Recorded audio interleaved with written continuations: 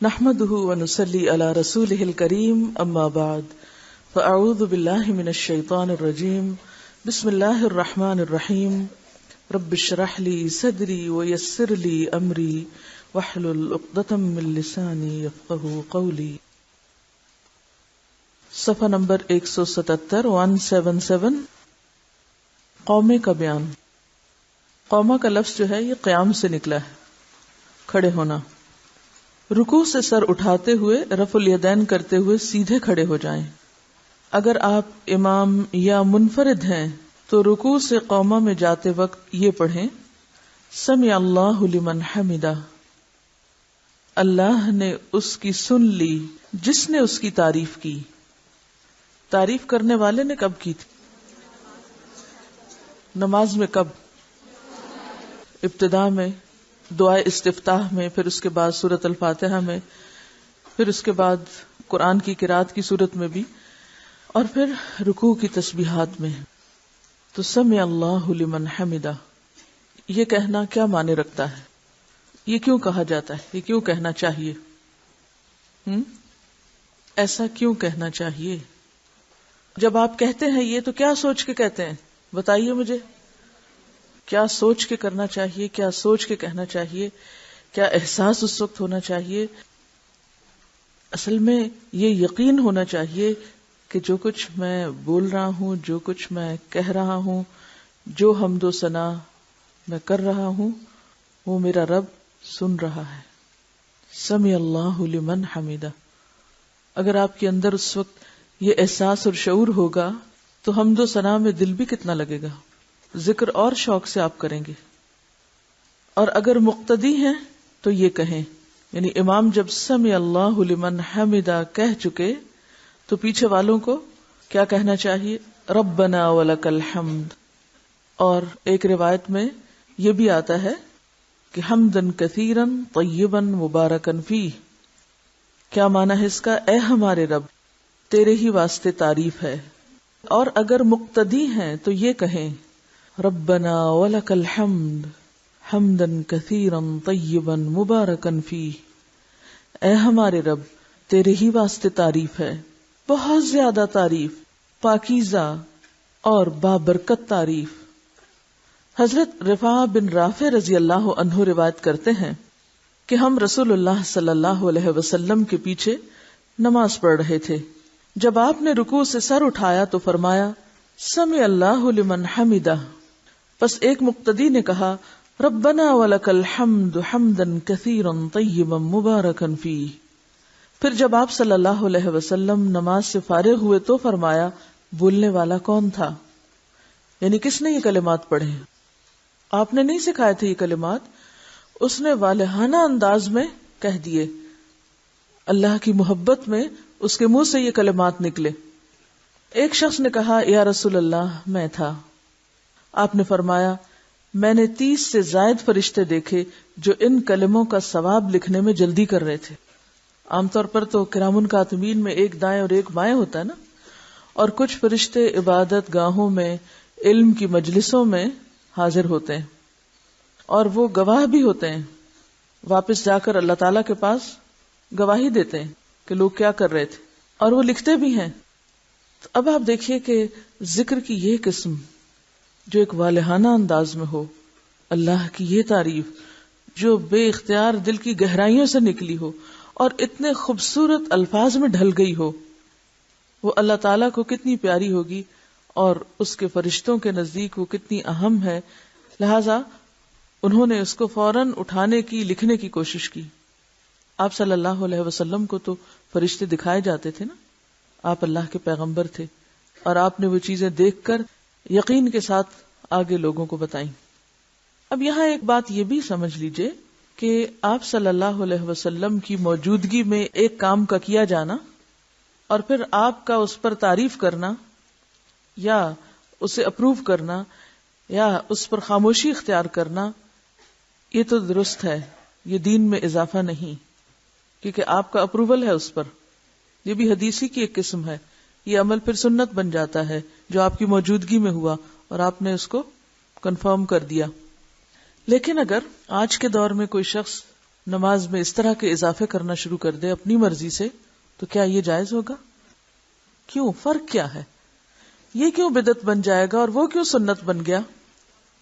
یہ عمل کسی بھی چیز کی ایکسپٹنس کا، یہ ریجیکشن کا، صرف آپ صلی اللہ علیہ وسلم ہی کی موجودگی میں ہو سکتا تھا. آپ ہی کو یہ اختیار تھا. مجھے یا آپ میں سے کسی کو یہ اختیار نہیں کہ ہم کوئی بات ایسی عبادات کے اندر ڈال کے اسے کہیں یہ بھی بڑی اچھی لگ رہی ہے اور اس سے بھی بڑی خوبصورتی ہو رہی ہے اور یہ کام بھی کر لینا چاہیے. مثلا اگر آج ہم میں سے کوئی خوبصورت دعائیں بنا کے نماز میں یا وضو کے وقت یا کسی اور وقت میں شامل کر لے تو یہ عمل سنت نہیں قرار پائے گا، یہ پھر دین میں اضافہ ہوگا کیونکہ دین مکمل ہو چکا ہے. ہاں، نماز کے علاوہ آپ اللہ کی حمد و ثنا اور تعریف کے جو بھی کلمات کہیں، جس انداز سے آپ کو اپنے رب پر پیار آئے، وہ آپ کا اور آپ کے رب کا معاملہ ہے. کیونکہ ذکر کی ایک قسم تو وہ ہے جو ہمیں ایک خاص انداز میں سکھا دی گئی، یا تو آپ صلی اللہ علیہ وسلم نے خود اس کو کیا، آپ کو پڑھتے ہوئے، آپ کو کرتے ہوئے لوگوں نے دیکھا، یا پھر یہ کہ آپ کی موجودگی میں ہوا اور آپ نے اس کو پسند فرمایا.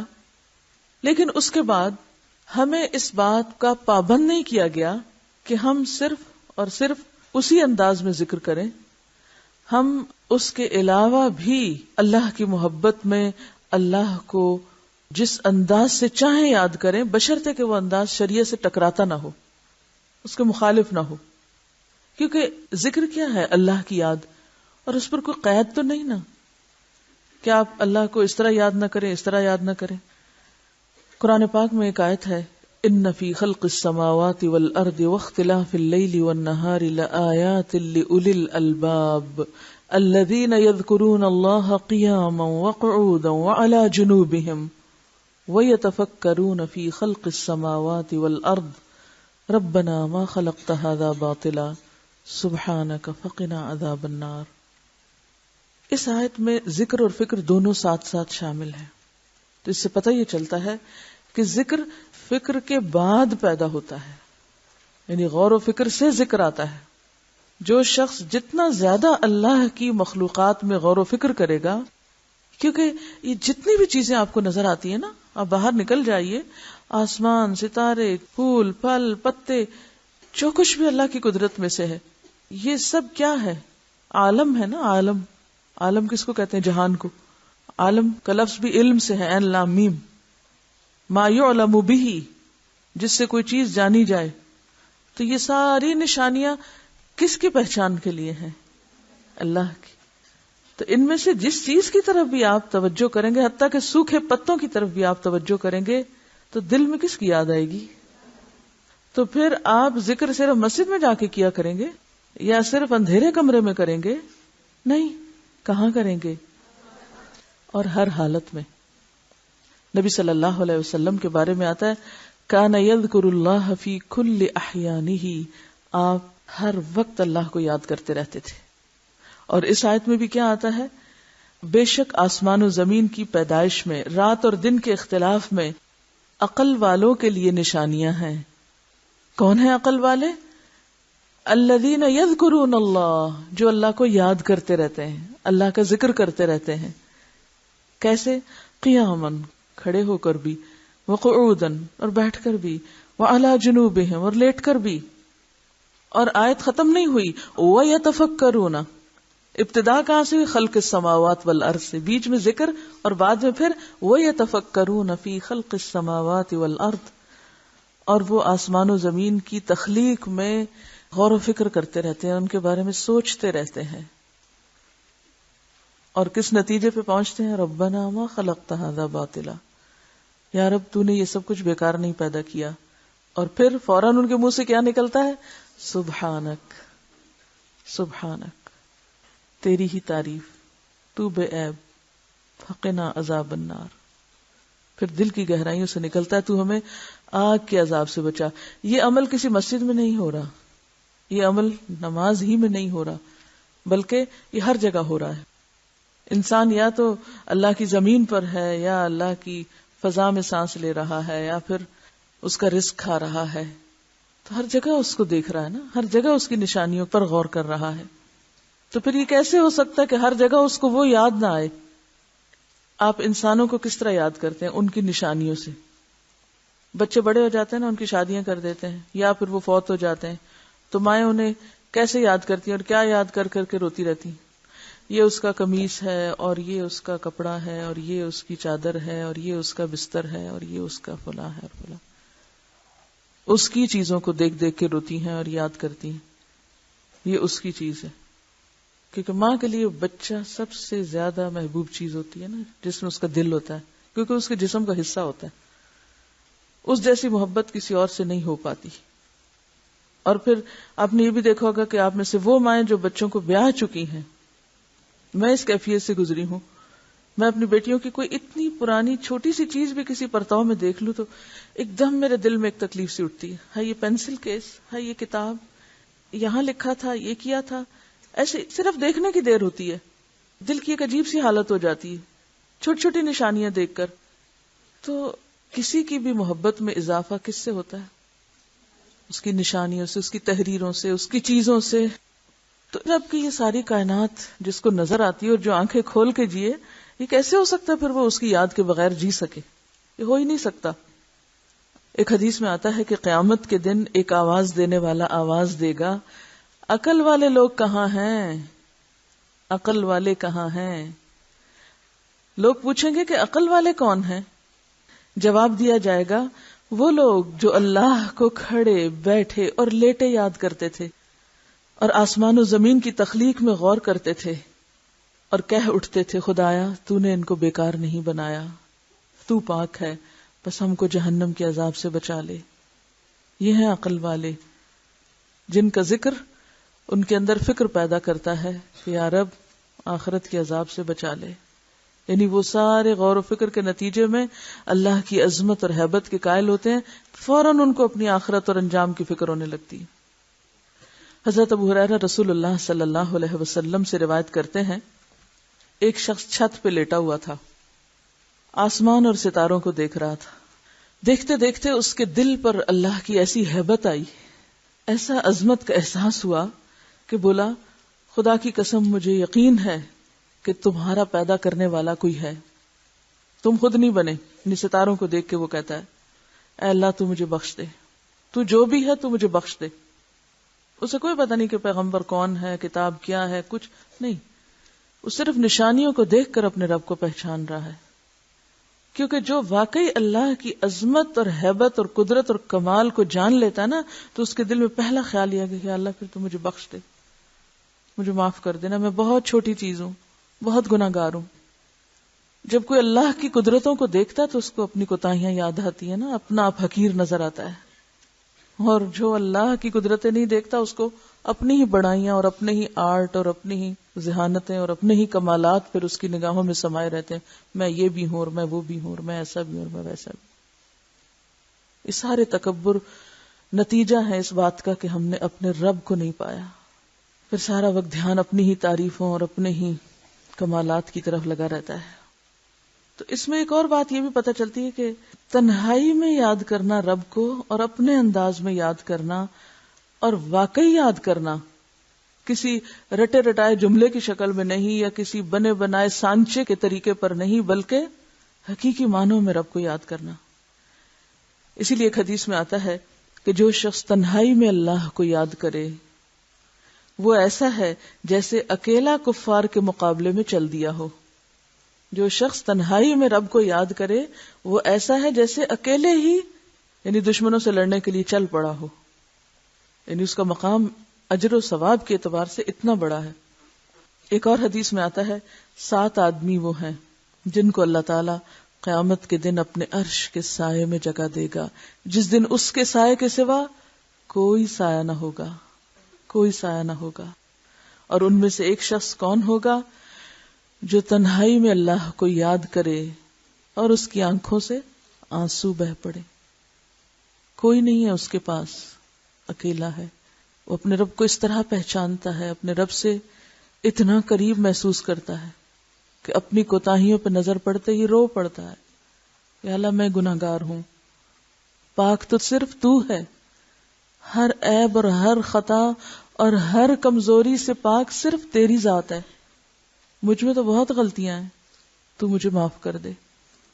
اسی لیے ایک اور حدیث میں آتا ہے، حضرت عائشہ رضی اللہ تعالی عنہا فرماتی ہیں نبی صلی اللہ علیہ وسلم نے فرمایا اللہ کی وہ مخفی یاد جس کو فرشتے بھی نہ سن سکیں، یعنی اتنی گہرائی میں اللہ کی یاد اور اللہ کی طلب کہ جس کو فرشتے بھی نہ سن سکیں، اس کا ثواب 70 درجہ زیادہ ہے. ٹھیک ہے زبان سے بھی ذکر کرنا چاہیے، بلند آواز سے بھی کرنا چاہیے، لیکن تنہائی میں جب کوئی نہ ہو، صرف آپ ہوں اور آپ کا رب ہو، اور واقعی پھر دل کے پورے تاثر کے ساتھ یاد کر کے روئیں، وہ چیز ہر ریاکاری سے پاک ہوتی ہے، ہر دکھاوے سے. کیونکہ اس میں آپ دیکھیں آپ اتنے قریب ہیں نا، آپ دل ہی دل میں سرگوشیاں کر رہے ہیں اپنے رب سے. عموماً آپ نے دیکھا ہوگا بچہ دوڑا آتا ہے آ کے ماں کے کان میں بات کرتا ہے، بہن بھائیوں کو بھی نہیں بتانا چاہتا، باپ کو بھی نہیں بتانا چاہتا. کبھی آپ نے دیکھا ہوگا چھوٹے بچوں کو صرف ماں کے کان میں. اب بھی کبھی میری بیٹے سے چھوٹے سے بات ہو نا تو وہ فون پر بھی سرگوشی شروع کر دیتا ہے. مجھے اتنا پیار آتا ہے نا کہ کچھ چیزیں ہوتی ہیں وہ صرف ماں سے شیئر کی جاتی ہیں. تو اللہ تو 70 ماؤں سے بڑھ کے پیار کرنے والا ہے، ہم کیوں نہیں اس سے سرگوشیاں کرتے؟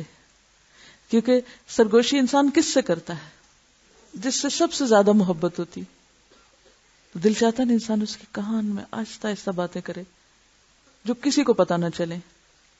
تو جنہیں اللہ سے شدید محبت ہوتی ہے وہ اللہ سے بھی اسی طرح چپکے چپکے دل میں بھی پکارتے ہیں اس کو اور سرگوشیاں کرتے رہتے ہیں. اور پھر جب وہ ڈوبتے ہیں اندر تو واقعی ان کے منہ سے ایسے کلمات والہانہ انداز میں نکل جاتے ہیں کہ جس میں اللہ کی بے پناہ حمد ہو. عبادہ بن صامت نے آپ سے روایت کیا ہے رسول اللہ صلی اللہ علیہ وسلم سے کہ بہترین ذکر خاموش ذکر ہے، یعنی جس میں اللہ کی یاد ہے اور غور و فکر بھی اللہ کی تخلیق پر ہو رہا ہے. اور بہترین رزق وہ ہے جو کافی ہو، کفایت کرے. ایک حدیث کے مطابق آپ نے فرمایا اللہ کو ذکر خامل سے یاد کیا کرو. پوچھا کہ ذکر خامل کیا ہے؟ فرمایا مخفی یاد، ایسی یاد جو سب سے چھپی ہوئی ہے. اور اسی کے بارے میں فرمایا جو ایسا کرے گا اس کے گناہ معاف ہو جائیں گے، خواہ وہ سمندر کی جھاگ برابر ہی کیوں نہ ہو. تو یہ جو صحابی کے منہ سے الفاظ نکلے تھے یہ کوئی معمولی الفاظ نہیں تھے، انتہائی محبت بھرے اور اللہ کی شدید محبت میں ڈوبے ہوئے الفاظ ہیں. ربنا ولک الحمد حمدا کثیرا طیبا مبارکا فیہ، یعنی جیسے بس نہیں چلتا کہ اور کیا کیا کہہ ڈالے. اسی لیے اللہ تعالیٰ نے 30 فرشتے مقرر کیے کہ تم اٹھاؤ اس کے ثواب کو، تم لکھو اس کو. حضرت عبداللہ بن ابی اوفا رضی اللہ عنہ روایت کرتے ہیں کہ جب رسول اللہ صلی اللہ علیہ وسلم رکوع سے اٹھتے تو قوم میں یہ دعا پڑھتے تھے سمع اللہ لمن حمدا اللہم ربنا لک الحمد ملء السماوات وملء الارض وملء ما شئت من شیء بعد. اللہ نے سن لی اس بندے کی بات جس نے اس کی تعریف کی. اے ہمارے اللہ، اے ہمارے رب، تیرے ہی لیے ساری تعریف ہے، آسمان و زمین اور ہر اس چیز کے بھراؤ کے برابر جو تو چاہے. یعنی میں تیری تعریف کر رہا ہوں اتنی جس سے آسمان بھر جائیں، جس سے زمین بھر جائے، اور پھر اس کے بعد جو بھی چیز تو چاہے بھر جائے، کیونکہ میں تو پتہ نہیں اس کے بعد اور کیا. ہم تو آسمان و زمین ہی کو جانتے ہیں نا، بس یہی نام آتے ہیں، ہمیں کیا پتہ ان آسمانوں کے پیچھے کیا ہے. اور آپ نے بہت سی چیزیں ایسی پڑھی ہوگی کہ آج کے دور میں بھی جو لوگ کائنات کا مشاہدہ کرتے چلے جا رہے ہیں ان میں سے بعض نے تو بالکل گھٹنے ٹیک دیے کہ ہم جتنا آگے جا رہے ہیں ہماری جہالت میں اتنا اضافہ ہو رہا ہے. تو اسی لیے آپ صلی اللہ علیہ وسلم کس طرح اللہ کی تعریف کرتے تھے، وہ ملء ما شئت من شیء بعد، کہ اللہ اس کے بعد اپنی تعریف سے تو جس چیز کو چاہے بھر دے، وہ تیرے علم میں ہے کہ وہ کیا کچھ ہے. حضرت ابو سعید خدری رضی اللہ عنہ فرماتے ہیں کہ رسول اللہ صلی اللہ علیہ وسلم جب اپنا سر رکوع سے اٹھاتے تو یہ دعا پڑھتے تھے ربنا لک الحمد ملء السماوات والارض وملء ما شئت من شیء بعد اہل الثناء والمجد احق ما قال العبد وكلنا لك عبد اللهم لا مانع لما اعطيت ولا معطی لما منعت ولا ينفع ذا الجد منك الجد۔ اے ہمارے پروردگار، ہر قسم کی تعریف صرف تیرے لیے ہے، آسمانوں اور زمین اور ہر اس چیز کے بھراؤ کے برابر، یعنی ہر وہ چیز بھر جائے جو تو چاہے، اور بندے نے جو تیری تعریف اور بزرگی کی وہ تیرے لائق ہے، وہ تجھے زیبا ہے، ہم سب تیرے ہی بندے ہیں۔ اے اللہ، کوئی روکنے والا نہیں اس چیز کو جو تو نے دی، اور کوئی دینے والا نہیں اس چیز کو جو تو نے روک دی، اور دولت مند کو دولت مندی تیرے عذاب سے نہیں بچا سکتی۔ کسی کی دولت اور دنیا کی نعمتیں اسے اللہ کے عذاب سے نہیں بچا سکتی۔ اللہ کو کسی کی دولت کی کوئی پرواہ نہیں۔ کس قدر خوبصورت الفاظ ہیں تعریف کے یہ، لیکن ہم اپنی لا علمی کی وجہ سے ان سے محروم ہیں۔ مجھے بھی تھوڑا ہی عرصہ پہلے، 2 سال پہلے، رمضان گزارنے کا اتفاق ہوا حرم میں، تو جو رات کے پچھلے پہر کی نماز ہوتی تھی اس میں دیکھتی تھی کہ رکوع پہ جاتے ہیں تو اٹھنے کا نام نہیں لیتے، سجدے میں جاتے ہیں تو دم گھٹنے لگتا، جان نکلنے لگتی، وہ سجدے سے سر نہ اٹھاتے، قومے میں کھڑے ہوتے تو دوبارہ لگتا بھول گئے ہیں نیچے جانا۔ تو میں کہتی تھی اتنا کیا پڑھتے ہیں؟ اس کے بعد مجھے تجسس ہوا اور یہ دعائیں پھر میں نے یاد کی۔ زندگی ایسے ہی گزر گئی، توجہ ہی نہیں کی اس طرف۔ ٹھیک ہے، فرض نمازوں میں یہ سب کچھ، اور خصوصاً جب لوگوں کو نماز پڑھائی جا رہی ہو اس وقت یہ سب کچھ نہیں ہو سکتا، اور نہ کرنا بھی چاہیے، کیونکہ یہ تو تنہائی میں نفل نماز میں اللہ کے ساتھ الگ ہو کر یا آخری رات کی نماز میں یہ راز و نیاز ہو سکتے ہیں، کہ لوگوں کو تو طویل نماز پڑھانے سے منع کیا گیا ہے نا، لیکن خود تو کبھی کسی وقت کرنا ہی چاہیے۔ رسول اللہ صلی اللہ علیہ وسلم قومے میں فرماتے، اللہم لک الحمد ملء السماء وملء الارض وملء ما شئت من شیء بعد، اللہم طہرنی بالثلج والبرد والماء البارد، اللہم طہرنی من الذنوب والخطایا کما ينقى الثوب الابيض من الوسخ۔ اے اللہ، تیرے ہی لیے ساری تعریف ہے، آسمانوں اور زمین اور ہر اس چیز کے بھراؤ کے برابر جو تو چاہے، جو تجھے پسند ہو۔ اے اللہ، مجھے برف، اولے اور ٹھنڈے پانی سے پاک کر دے۔ اور پہلے بھی میں ذکر کر چکی ہوں کہ جب تک آپ برف باری دیکھیں نہ اور ٹھنڈے پانی کے فوائد جانے نہ، اس معنی کو بھی نہیں سمجھ سکتے کہ جو صفائی برف باری کے بعد ہوتی ہے اور سردی کے بعد ہوتی ہے وہ عام سادے پانی اور سادی بارش سے بھی نہیں ہوتی۔ اے اللہ، مجھے گناہوں اور خطاؤں سے ایسا پاک کر دے جس طرح سفید کپڑا میل کچیل سے صاف کیا جاتا ہے، بالکل سپاٹ لیس، وائٹ۔ بہت سے لوگوں کو قومے کا پتہ نہیں کہ وہ کیا ہوتا ہے۔ واضح ہو کہ رکوع کے بعد اطمینان سے سیدھا کھڑے ہونے کو قومہ کہتے ہیں۔ قومہ کا مطلب ہی کھڑا ہونا ہے، اور جو لوگ ہل جل کے نماز پڑھے، رکوع میں گئے اور ہلتے ہلتے اوپر، یعنی سمع اللہ لمن حمدہ نیچے سے اوپر جاتے ہوئے کی اور ربنا ولک الحمد سجدے میں جاتے ہوئے کی، انہوں نے کیا قومہ کرنا ہے؟ یہ دعائیں کہاں پڑھنے کی ہیں؟ جب آپ بالکل ساکت کھڑے ہو جائیں، رکوع کے بعد پڑھ کے پھر اطمینان سے سجدے میں جائیں۔ عام طور پر ہماری نماز کہتی ہے رکوع سے اٹھے، سمع اللہ لمن حمدہ ربنا ولک الحمد، 1 سیکنڈ نہیں ٹکتے، ساتھ ہی اوپر ہوئے اور نیچے گئے، ختم نماز۔ رسول اللہ صلی اللہ علیہ وسلم رکوع سے سر اٹھا کر سیدھے کھڑے ہو کر بڑے اطمینان سے قومے کی دعا پڑھتے۔ حضرت براء رضی اللہ عنہ سے روایت ہے کہ رسول اللہ صلی اللہ علیہ وسلم کا رکوع اور سجدہ اور 2 سجدوں کے درمیان بیٹھنا اور رکوع سے اٹھ کر قومہ میں کھڑا ہونا برابر ہوتا تھا سوائے قیام کے، یعنی قیام ضرور طویل ہوتا تھا لیکن سجدہ اور 2 سجدوں کے درمیان بیٹھنے کا وقفہ اور اسی طرح رکوع اور رکوع کے بعد کھڑے ہونے کا جو ٹائم پیریڈ ہے وہ برابر ہوتا تھا۔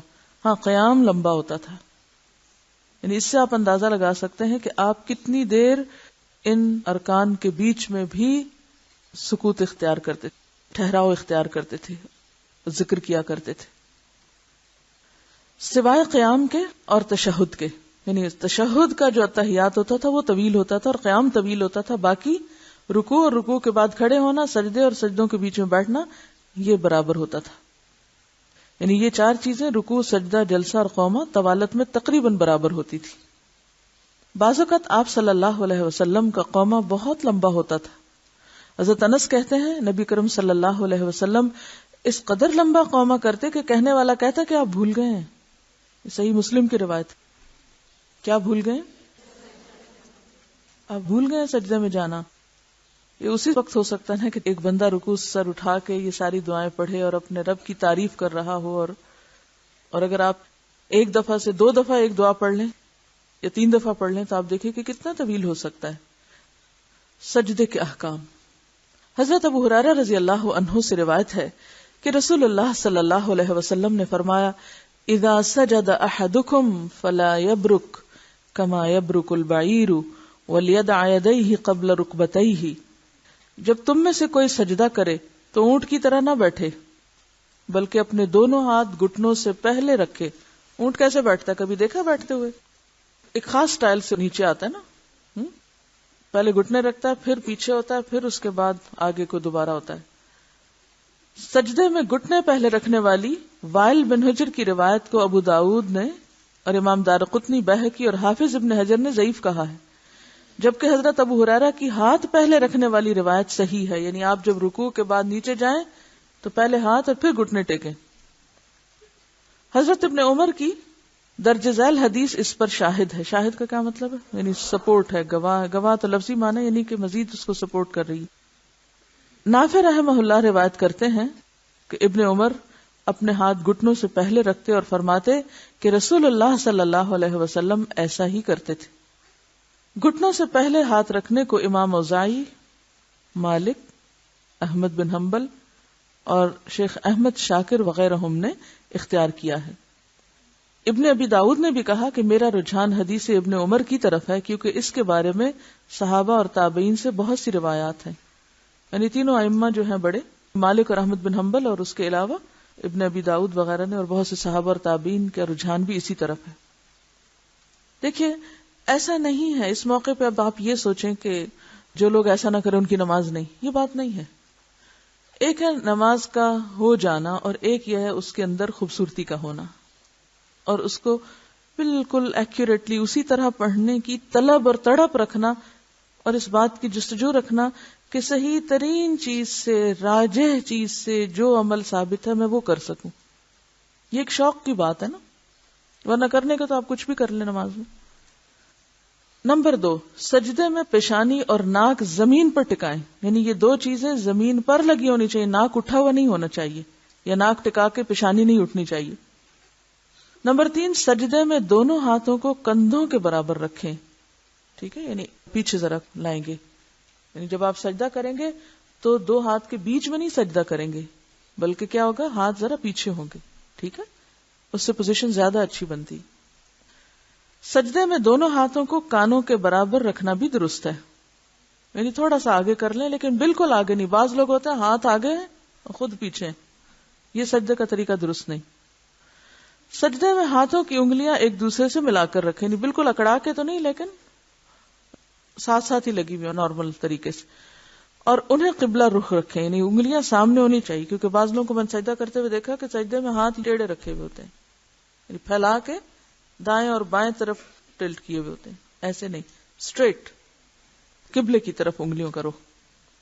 سجدے میں دونوں ہتھیلیاں یہ ہاتھ پامز، دونوں گھٹنے نیز خوب زمین پہ ٹکائیں. یعنی جم کے سجدہ کریں. یعنی ان پہ بوجھ آنا چاہیے. مراد یہ بوجھ کہاں آنا چاہیے؟ ایک تو پیشانی پہ، پھر ہاتھوں پہ اور پھر گھٹنوں پہ. باقی یہ کہ ناک اور پاؤں کی انگلیاں وغیرہ تمہیں ٹچ کریں گی، ان پہ بوجھ نہیں آ سکتا. ٹھیک ہے، اس طرح اگر آپ سجدہ کریں گے تو آپ دیکھیں گے کہ واقعی سارے جسم کا خون جو ہے وہ سر کی طرف آ گیا ہے.